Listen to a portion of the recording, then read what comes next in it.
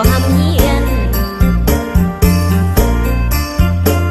บอกเด็กว่าเด็กในไรยะนี่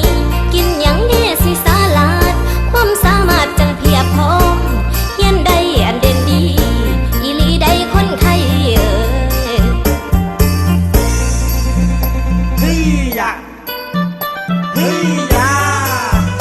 เฮ้ยยะเฮ้ยยะฟังก่อนไอ้สิเว้าเนาะแจ้งแจงถ้าแหลงวาดอันคานไทยตามที่สายได้เห็นมาให้บ้านางนั้นจำไว้เด็กในวัยหำเย็นนี้มีวิธีที่สดสวยอาหารกินต้องครบด้วยเพียงพร้อมวิตามิน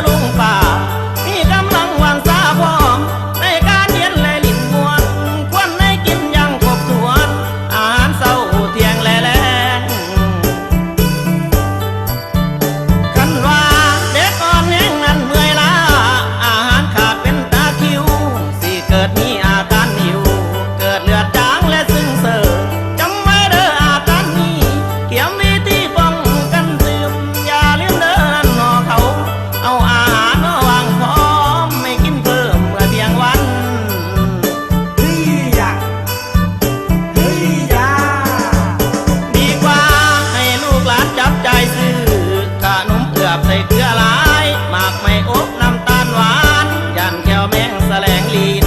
ติดนิสัยกินของอินโฆษณาการวัดน้ำหมาล้มดื่มบ่งเขาน้ำมันเต้าตอนยืนบ่ยืนเด้อผู้ฟังเอ่ย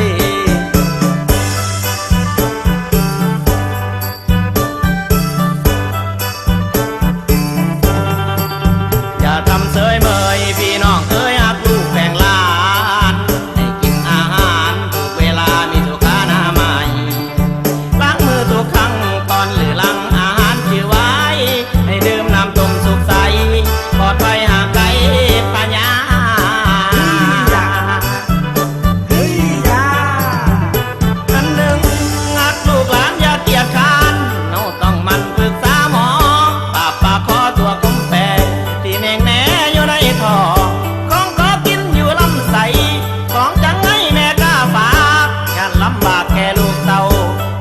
เลี้ยงบ่ใหญ่ไว้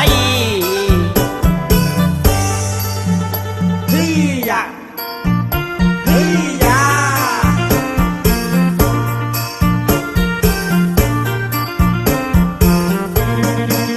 ขอบใจไอ้เอ้ยน้องขอสมเสยให้ความแจ้งใสลูกหลานเยาว์วัยก็อาศัยผู้ใหญ่เลี้ยงดูเด็กน้อยสลาดมีความสามารถหักเฮียนหูอาหารนั้นต้องเคียงคู่ลูกหลานกินอยู่